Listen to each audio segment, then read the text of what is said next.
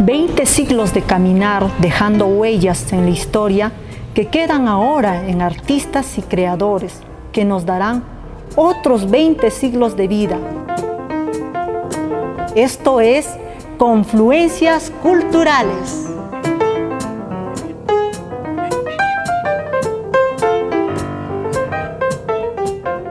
En esa parte de su programa Confluencias Culturales estamos con Ernesto Valdés, magíster en arqueología y también profesor secundario, para hablar de nuestros orígenes, ¿no?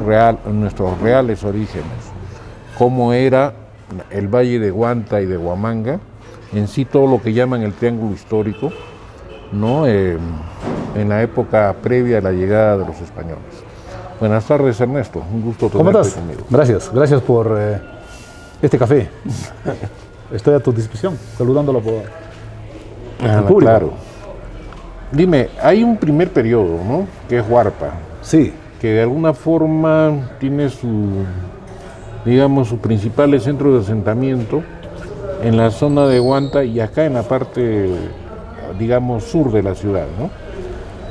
Sí, en Huanta, en el Valle de Huanta, existen muchos sitios arqueológicos Huarpa, extensos sitios. Y si Huarpa fuese un estado, posiblemente su capital esté por ahí. Ya. Yo he prospectado todo el Valle de Huanta, de los sitios arqueológicos Huarpa. Claro.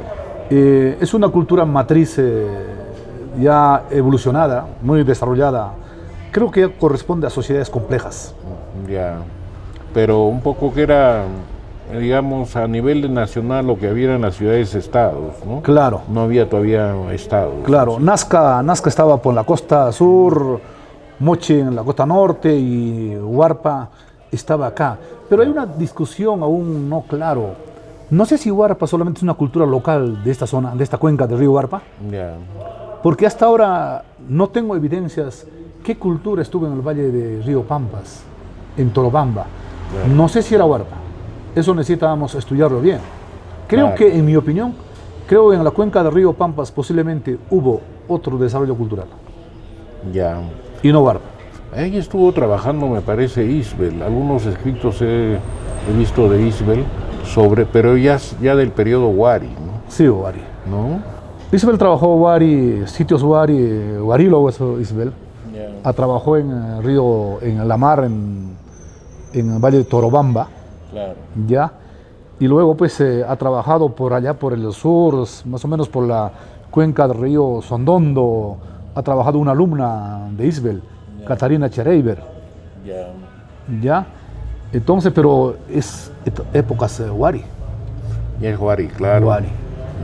No es, pues, digamos, del primer formativo, no llega a eso, ¿no?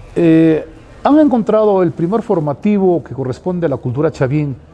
Se han encontrado algunas evidencias cerca de Vilcashuamán, cerca de Pampacangallo, últimamente contemporáneos de chavín.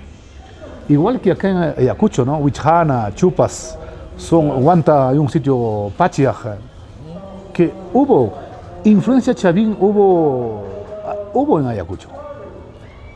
A ver, hay este es de Emilio Ochoy, ¿no? Emilio Ochoy te dice que en Chavín había esclavitud voluntaria porque eran sacerdotes muy poderosos y su poder estaba en su control de la tecnología. Entonces la gente era un poco como que iban a estudiar allá, pero en condiciones de esclavitud, ¿no? Y aprendían y traían, ¿no? Digamos, tras tecnología para construcción de canales, de caminos, ¿no? ¿Tú crees que eso se dio y que hubo esa relación de Chavín con esta zona? Yo no creo mucho de lo que dice Emilio Ochoy. Emilio Ochoy fue marxista, evolucionista, seguidor de Lewis Morgan, no de una evolución unilineal. Y muchas veces eso se ha repetido. Necesitamos, creo que, revisar eso. A las sociedades andinas hay que estudiar bajo otros enfoques, no necesariamente con ese modelo de evolucionismo unilineal. Creo que hay que tomar un evolucionismo multilineal. Las sociedades no evolucionan por una sola línea todas, sino muchas líneas. Sí, un poco lo que tú dices también estaría relacionado con el origen del hombre americano, ¿no? Claro. Porque cada vez es más evidente que no solo vinieron asiáticos, también polinesios, ¿no? Sí, pienso que sí, hay una diversidad, pero creemos que la mejor oleada o la mayor oleada y la primera posiblemente fueron los asiáticos, ¿no? Por este estrecho de Bering, cuando no era estrecho, sino era un istmo. Claro. El nivel de las aguas habían bajado, entonces pasaron por tierra firme viviendo, por eso actualmente se encuentra en el estrecho de Bering, se encuentran en el fondos marinos ocupaciones. Sí. Entonces, nosotros somos un pueblo pues, que tiene una larga historia, somos ricos. Pero un poco digamos, la arqueología oficial te dice que la migración asiática se produjo hace 15.000 años y que habrían tardado unos 5.000 años en llegar a América del Sur, especialmente a la zona andina, ¿no? Y Piquimachay claro, es que esa es la teoría de Alex Heldricka, pero eso ha sido superado. Creo que el poblamiento americano de Asia hacia América más o menos ha pasado hace 30.000 años, un poco mucho más antes. Piquimachay está más o menos en los 16.000 años, 18.000 años antes de Cristo. Y creo que eso va bien, ¿ya? Y las primeras oleadas que pasan por Piquimachay, ocupaciones muy tempranas, creo que se han dado así, ¿no?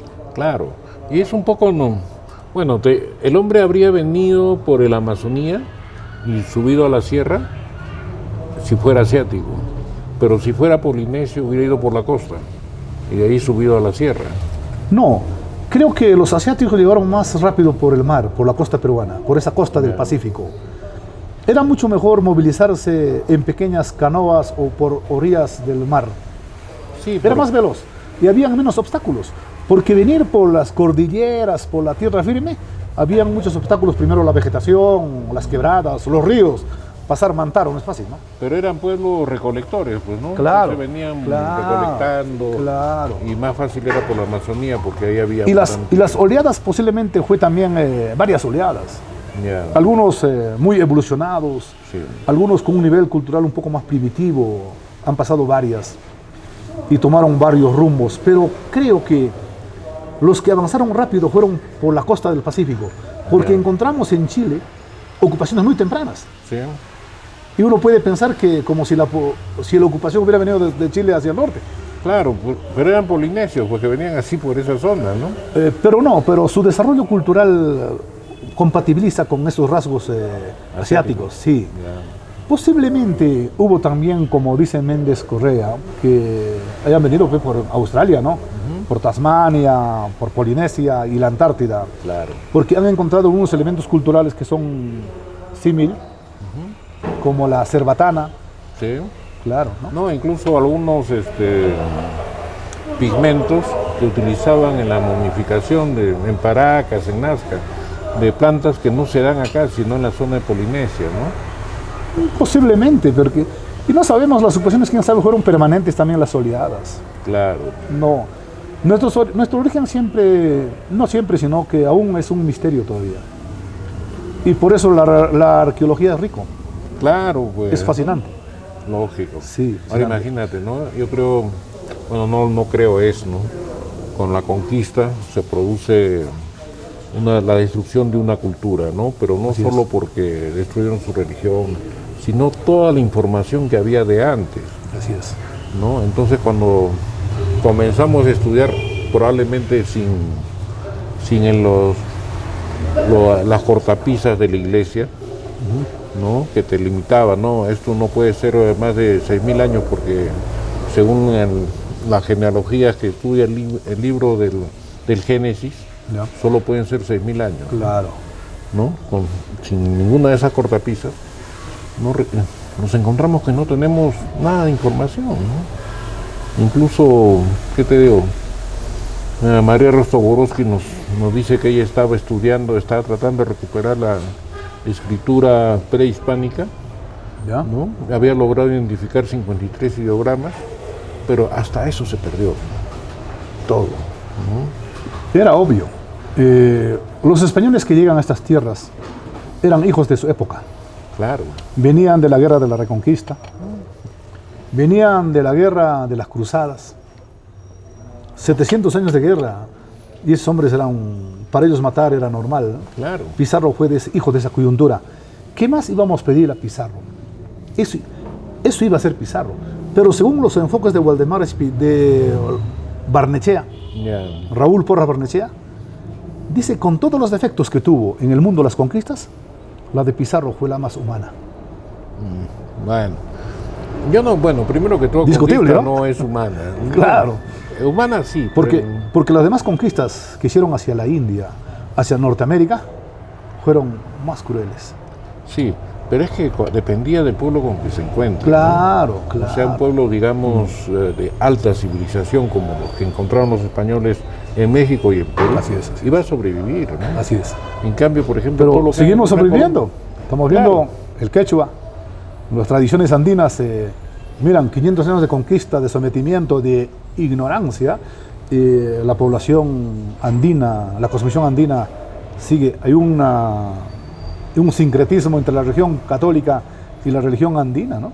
Es claro, ese es todo un tema, ¿no? Sí, sí. Pero yo creo, por ejemplo, que la supervivencia de las formas culturales prehispánicas se expresaban, ¿no? Se expresan todavía en el danzante tijeras y toda la ritualidad que lo rodea, ¿no? A pesar de la gran violencia que nos han impuesto, el mundo andino sigue vivo. Claro. Sigue vivo, ¿ya? Y me parece mejor. Tenemos que recuperar eso. Sí, lógico. Claro, y la arqueología, yo sé que otras disciplinas también, pero la arqueología tiene esa función de recuperar el pasado y explicar y dar a conocer a la población, no especializada, sino a la población en general, claro, qué es lo que producimos los arqueólogos. Ahí nos hemos descuidado un poco los arqueólogos, nos hemos vuelto muy especialistas, hacemos discursos o clases solamente para gente especializada y un poco nos hemos olvidado de la proyección social que nos corresponde como arqueólogos a la población a que estudiamos y a sus descendientes de esa población a quien estudiamos. Sí, lógico. No, y te das cuenta, por ejemplo, que en estas zonas del Andes, sobre todo, la población está sentada sobre asentamientos. Así es. ¿No? Y que generalmente se encuentran cosas que no las explican y que para ellos puede ser pues algo del diablo, ¿no? A mí me pasó algo así, ¿no? Yo estaba acá y me vienen a avisar que habían encontrado una fosa común en Cayara. ¿Ya? Y fuimos. Resulta que sobre un cementerio chanca habían levantado la iglesia de Cayara. Y cuando se pusieron a reforzar los cimientos se encontraron con todos esos restos, ¿no? Entonces decían, son de gentiles, que es brujería, ya no querían trabajar, ¿no? Claro, sí, sí, sí. A ese pensar de que te hace daño. Sí, pues. Y esa categoría de gentiles nos pusieron los españoles. Claro. En vez de decirnos gentiles, chiquitos. Mínimos, diminutivos. Porque no creíamos, todavía Claro. no habíamos encontrado la verdadera fe. Así es. Pero ahora lo usan, pues los que éramos gentiles, ahora usamos ese término para lo que no entendemos, ¿no? Así es. Son gentiles, ¿no? Sí, sí. Sí, pues nosotros somos un pueblo que tiene una larga historia de la que conocemos poco. Sí. Y poco hemos hecho. Y Ayacucho en particular, que es cuna donde está la ciudad más grande, Huari. Claro. Y sitios Inca también, sitios Huarpa, sitios Chanca. En Ayacucho donde tú excavas sale algo. Algo sí, pues, es bien difícil, ¿no? Yo no sé cómo hacen esta licencia arqueológica que dan los arqueólogos ahora, ¿no? Para carreteras y todo tipo de construcción. No sé cómo las dan, ¿no? Porque si en todo sitio hay restos. Algo, muchas cosas pasarán ahí. Sí, ¿no? Sí, sí. Pero somos pocos los arqueólogos. Necesitamos ampliar más y necesitamos proteger. Creo que también la arqueología puede aportar a mejorar nuestra condición de vida. Totalmente. Si articulamos con el turismo, que es importante, Sí. si articulamos creando museos, y nuestra historia siempre puede ser discusión, tema de discusión en muchas universidades. Claro, ¿no? Bueno, Isabel me dicen que estuvo excavando acá hasta el anteaño pasado. Sí. ¿no? Pero ya no viene, estará más de 80 años, 90 años debe estar, William Isbell, pero él dirigía de Estados Unidos una excavación. Claro, financiamiento norteamericano. Y habían 5 universidades que financiaban ese proyecto. Claro. Mientras que acá las peruanas, no, o sea, bueno, la de Huamanga que vea, ¿no? Así es. Pero no es así, pues. Sí, sí, sí. Es que no podemos pedir mucho a las autoridades que nunca han hecho nada también. Es difícil para ellos. Creo que no entienden ellos. Yo estoy seguro que para muchos hacer arqueología, para muchos es cualquier cosa, o sea, pierde tiempo, pero es que no han entendido la verdadera dimensión que puede significar estudiar nuestro pasado y exponiendo nuestro pasado al mundo. Claro. Creo que podemos ser más humanos también, entender mejor nuestro pasado. Claro. Y creo que el que conoce su pasado no lo puede estafar a su país. Sí. A mí me sorprendió. Yo estaba conversando en Lima yo fui por un asunto que no tenía nada que ver, ¿no? Acá estaban haciendo una observación a la construcción de la presa de Cuchoquecera y fui a buscar alumbreras, ¿no? Yo trabajaba esa vez en el proyecto Cachi y comenzamos a conversar y me entero de que la única carrera profesional que no tiene desempleados en el Perú, ¿no? Es la arqueología. Todas las demás pues están tienen un nivel de empleo del 60, 70%, algunas ni siquiera el 20%, ¿no? Pero arqueología 100% dicen que los contratan desde el 3er año de estudio, ¿no? Un poco, no tanto así, pero los egresados están ocupados en algo, en algún proyecto arqueológico. Gracias a que estos proyectos de CIRA, de evaluación, permiten de alguna manera cuidar el patrimonio arqueológico. Claro. Pero ahí los exalumnos, los bachilleres siempre están ocupados. Seguramente, como en toda carrera, tienen limitaciones también de encontrar plazas. ¿Ya? Y plazas nombradas casi no hay, ¿no? Salvo que pretendan ser docente universitario, a la que también hay un reajuste bien apretado. Claro. Entonces, pero si tendríamos institutos de investigación promovidos por el Estado, los ministerios de Cultura realmente no solamente se ocuparían a cuidar, hacer CIRA o proyectos de evaluación, también promoverían centros de investigación. Claro. Y financiaría. Un arqueólogo que encuentra que va a hacer su proyecto de investigación para excavar Huari, otro lugar, tienes muchas veces autofinanciarte. De lo contrario, por el problema de canon y algunas cosas, te piden un montón de requisitos que algunas veces son inalcanzables. Claro, pero bueno, 2 cosas, ¿no? La primera, que la universidad creo que es la llamada, ¿no?, a comenzar a construir esos institutos y convocar el apoyo de otras instituciones y del propio Estado, ¿no?, para ese instituto. Muy interesante sería, claro. ¿No? Interesante. Y el otro punto es que, de alguna forma, al menos para mí, ¿no?, Huari deja de ser ya interesante porque Huarpa es más desconocida que Huari, ¿no? Sí. Me parece mucho más interesante. Hemos trabajado pocos sitios Huarpa, como también hemos trabajado pocos sitios Chanca. Claro, pero era bien primario lo de los chancas, ¿no? Pero los chancas eran después de Huari. Claro, era casi un salto para atrás. Claro, pareciera, ¿no? Sí. Eso explica en mi libro. Claro. Las circunstancias eran diferentes. Claro. Sí, sí.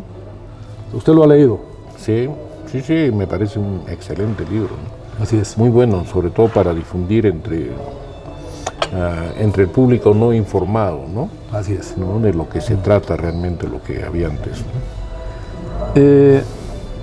Afortunadamente, tenemos muchos jóvenes que estudian arqueología. Claro. En cada año egresarán al menos 30 o 40 estudiantes. Y eso nos alegra. Jóvenes con impulsos de hacer arqueología. Nosotros desde la universidad como docente impulsamos, le damos la mejor orientación para que ellos sigan investigando y que nuestro pasado histórico se enriquezca en la literatura arqueológica. Claro. ¿Ya?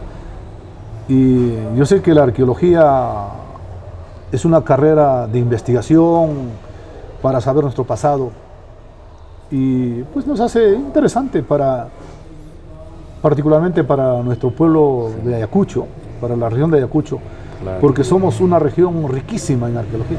Uy, no. Sobre todo, por eso decía este triángulo histórico, ¿no? Del Pampas, el Apurímac y el Mantaro, donde se ha hecho toda la historia peruana. Claro. Todo está acá. Hemos tenido la ciudad más grande, Cuyacapi, Iguari, acá. Y yo pienso que en el desarrollo de las sociedades primeras, las más tempranas, se desarrollan en la costa norte, luego Chavín. Esa misma gente, creo que impulsado por algunos cambios climáticos, terminan siendo Huari y Tiwanaku. Claro. Y luego este Huari se complementa con Tiwanaku, y Tiwanaku, cuando tiene por algún fenómeno más, ese Tiwanaku se desplaza al norte y es Inca. Es Inca. No podemos entender a Inca solamente pensando que nació del vacío, no. Sino los incas tomaron son los mismos tiwanacos. Ya. Y los tiwanacos fueron los huaris tiwanacos. Y los huaris fueron chavinenses. Entonces hay una continuidad. Sí, eso es lo que nadie se preguntaba, ¿no? De lo de Chavín. Sí, histórica. ¿No? Porque Ahora, no podemos entender la historia fracturada. Pero hay un tema, ¿no? Aunque eso, por ejemplo, ya Cerrón te dice que la lengua que hablaban los incas era el aymara, no el quechua, ¿no? Entonces, de alguna forma el aymara sería la lengua de todos los pueblos. Pero antes te decían que había una oleada quechua, Ya. ¿no? Que llegó 200 años después de que desaparece Huari, ¿no? Pero, y hay una nueva cultura, una nueva forma de ver las cosas, ¿no? Creo que han estado focalizados. En Lima hablaban, en un sector de Lima hablaban aymara. Claro. Chucubito es palabra aymara, que en Lima. Lurín. Entonces, creo que convivían grupos étnicos con diferentes idiomas. Cuando los incas conquistaban pueblos, no rompían su idioma de los pueblos conquistados, respetaban su idioma, como también respetaban su religión, al margen que imponían otra religión encima, pero no aniquilaban su religión original. Bueno. Creo que en el altiplano también hubo grupos étnicos durante el periodo intermedio tardío cuyos idiomas no eran iguales. Claro, los Lucapas. Claro, Lupaca, los Chupaychus, claro. Los Collas. Entonces, pero cuando llegan los españoles a Cusco o a Cajamarca, los incas hablan quechua. Entonces creo que al menos la élite, esa élite que se movía desde Chavín, pasando por Huari, Tiwanaku y luego Inca, creo que hablaban quechua. Bueno, era una lengua franca, me parece, ¿no? Parece que sí. Arguedas te decía que el origen del quechua estaba en la serranía de Lima, ¿no? Y que se usó por todos los pueblos para intercomunicar con ellos. Pero, bueno, más allá de las lenguas, ¿no? El hecho es que tú planteas que había una unidad en el desarrollo de las culturas, sí, ¿no? Pero, ¿y en ese sistema dónde metes a Chimú? A los chimos. Los chimos, cuando se desarrolla Moche y la cultura Moche es sometida por la cultura Huari, Ajá. los Huaris no dominan a los Moches de manera como pensamos para la costa sur. Claro. Creo que hubo alianza entre la élite Huari con la élite Moche. Y la élite Moche hace alianzas con la cultura Huari y sobrevive, y después de Huari sobreviven ellos mismos. Chimú. O sea, los chimús son moches. Muchas veces lo hemos dividido solamente por razones metodológicas, claro, didácticas. No, es que hay algo que a mí me sorprende, ¿no? Tanto moches como chimús, que hay una continuidad real entre estos dos pueblos, se parecen más a los mayas, ¿no? Que a los incas. Claro, obvio. Y alguna vez, quién sabe, hubo contactos, pero también existe en las culturas lo que se llama el paralelismo cultural. Tú, sin conocerme a mí, tú puedes hacer las mismas cosas. Claro. Entonces, por ejemplo, en la costa norte se hacían las pirámides. Claro. En Centroamérica se hacían pirámides. Siempre hubo en las sociedades primitivas, como pasó también en Egipto, en otras sociedades, ganar altura de repente para observar los astros. Por un tema también de defensa, ¿no? Porque pudiera ser, pero más que eso eran centros rituales. No podemos entender a las sociedades prehispánicas solamente bajo un enfoque economicista, sino que tenemos que entender bajo un enfoque cosmovisional. Al hombre hay que estudiarlo, no solamente que trabaja, come, sino también ese hombre tiene creencias. Sí, claro, y muchas cosas hace en función a su Dios. Claro. Y un poco ya volviendo a las ciudades, ¿por qué las ciudades, digamos, europeas eran centros de producción y las pocas ciudades incas eran más bien lugares donde se tenían los rehenes, ¿no? Que eran de la clase noble, digamos, de los otros pueblos, y que se hacían sus construcciones y llevaban a su gente? Y esa era la ciudad inca, ¿no? Claro. No era un centro de producción. Los patrones arquitectónicos de hacer ciudades europeas eran diferentes. Bajo ese enfoque damero, ¿no? Bajo tablero de ajedrez. En cambio, las ciudades andinas tenían otro enfoque. Creo que representaban un poco al espacio sideral. Claro. Yo me pregunto, si ahora actualmente los niños miran cada noche televisión, para los niños del mundo andino y para los chamanes, para la gente del mundo andino, su televisión, ¿sabes cuál fue? El cielo. Claro. Cada noche en Huaris se sentaban seguramente y en los incas también y miraban el cielo y sabían, todas las estrellas tenían nombre. Y a veces le daba sorpresas, ¿no? De repente aparecía un... Claro. Entonces, supernova. los niños jugaban, pero después, ¿qué miraban? Miraban el cielo con las estrellas y se la conocían. Si había algún trastoque, un movimiento, percibían eso ellos. Claro. Entonces, muchas veces, quién sabe, esas figuras representaban. En Huaris se encontraron la estructura en D. Claro. Yo digo, posiblemente alguna representación de lo que observaron en las estrellas, no en ese espacio sideral de noche. Claro. Así, por ejemplo, dice que este sitio inca que está pasando en Choquequirao, Ya. más o menos, según los investigadores, se asemeja a la posición de las galaxias. Ah, por la... Sí, entonces, ¿quién sabe los hombres trataban de representar el cielo en la tierra? Puede ser, ¿no? Pero no tenían una función económica que sí tenían en la ciudad europea. Bueno, no, pero tenían una función ritual Claro. más sagrada. El Inca era un poder teocrático. Claro. Quién sabe eran fundamentalistas, quién sabe eran muy rígida su religión. Bueno, para Pachacute, Salcamayhua, eran apóstatas más bien, ¿no? Porque la religión original era lunar. Por eso es que observaban el cielo, ¿no? Claro, pero eran politeístas, ¿no? Tenían varios dioses, ¿no? Los incas, antes de salir a una guerra, seguro los huaris también, primero preguntaban a sus dioses. Sin eso no salía. Claro. Bueno, ya nos ganó el tiempo, acá el tirano nos corta. ¿Ya? Ernesto, ha sido un gusto conversar contigo y estoy seguro que vamos a seguir hablando. No, gracias a ti. Y espero Gracias. hacer alguna vez este segmento en un yacimiento arqueológico. Claro. Para que la gente realmente comprenda lo difícil que es trabajar como arqueólogo, ¿no? Porque tú lo ves al arqueólogo limpiando el suelo con un pincel de pintor. Sí, sí, sí. Exige algunos mecanismos de estudio que son cuidadosos, hay que trabajar capa por capa. Sí. Y para eso es necesario que el que estudia arqueología tenga un requisito: vocación. Claro. Vocación. Lógico. Sin vocación, y en todas las disciplinas necesitamos que la gente estudie porque es su vocación. Claro. Y eso hace mucho. Ahí estamos. Gracias. Gracias a ti, Ernesto. Gracias. Bueno, eres así, pero mejor que Mejor sea así. Gracias.